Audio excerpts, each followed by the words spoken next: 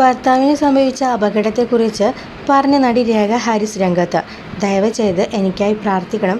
ഏതു നേരത്തും എന്ത് വേണമെങ്കിലും സംഭവിക്കാം എന്ന തമ്പനയിലൂടെ പങ്കിട്ട വീഡിയോയിലൂടെയാണ് നടിയുടെ അഭ്യർത്ഥന. വളരെയധികം വേദനയോടെയാണ് ഞാൻ ഈ വീഡിയോ ചെയ്യുന്നത്. ഒരാഴ്ച മുമ്പ് എൻ്റെ ഭർത്താവിന് ഒരു അപകടം സംഭവിച്ചു. ലാൻഡ് സർവേക്ക് വേണ്ടി കൊടൈക്കനാലിൽ പോയതാണ് അദ്ദേഹം. തീർത്തും അശ്രദ്ധയോടെ ഒരു ഹവായി ചപ്പലാണ് ധരിച്ചിരുന്നത്. കാൽ വഴുതി വീണ് തോൾ എല്ലൊടിഞ്ഞു. നന്നായി നീര് വെച്ചിരുന്നു. അത് ഞങ്ങളിൽ നിന്ന് മറച്ചുവെച്ച് നേരെ വത്തലകുണ്ടിൽ ഒഴിഞ്ഞു കെട്ടാനായി പോയി. ഇത് വലിയ അപകടമാണ്, കെട്ടിയത് കൊണ്ട് കാര്യമില്ല. സ്കാൻ ചെയ്യണമെന്ന് പറഞ്ഞപ്പോൾ അവിടെ അടുത്തുള്ള ആശുപത്രിയിൽ പോയി സ്കാൻ ചെയ്തു. അപ്പോഴാണ് ഞങ്ങളെ വിവരം അറിയിച്ചത്. അപകടം സീരിയസ് ആയിരുന്നു.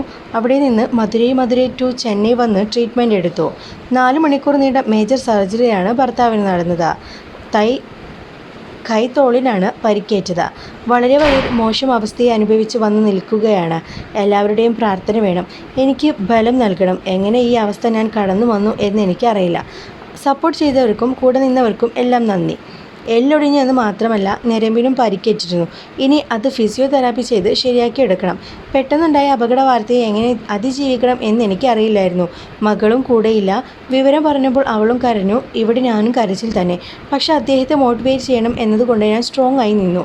ഇപ്പോൾ അദ്ദേഹം ഓക്കെയാണ്. പക്ഷേ ഇനി ഫിസിയോതെറാപ്പി ചെയ്ത് പഴയ രീതിയിൽ ആയിക്കൊണ്ട് വരണമെന്നും നടി പറഞ്ഞു.